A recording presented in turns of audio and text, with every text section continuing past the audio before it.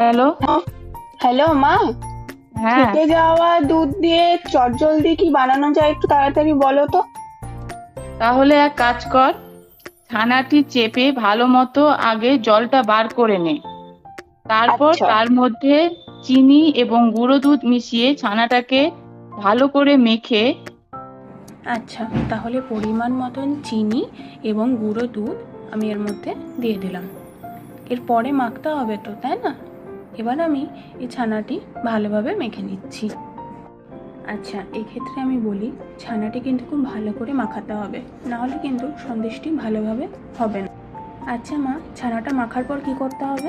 কড়াই একটু ঘি দিয়ে আচ্ছা। নেড়ে নে, নেড়ে পাক আসা পর্যন্ত ওয়েট করবি।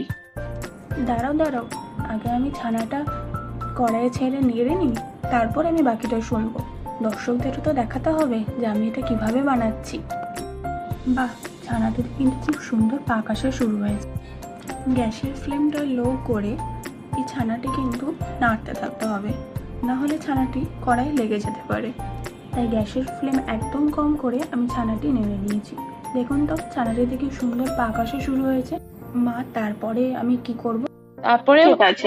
যখন দেখবি যে তেল ঘিটা ছেড়ে ছেড়ে এসছে, তখন একটা থালায় ছানাটা নামিয়ে সুন্দর করে সাজিয়ে একটু ঠান্ডা হলে ফ্রিজে ওটা রেখে দে কিছুক্ষণ। ছানাটি আমি 2 থেকে 3 ঘন্টার মতো ফ্রিজে রেখেছিলাম সেট হওয়ার জন্য। তারপরে ফ্রিজ থেকে কিছুক্ষণ কয়েক ঘন্টা পরে বের করে ওটাকে বরফির আকারে বা সন্দেশের আকারে কেটে খেয়ে নে, তাহলেই হলো। আচ্ছা, আমি করে তাহলে তোমাকে জানাচ্ছি। আর রাখি তাহলে।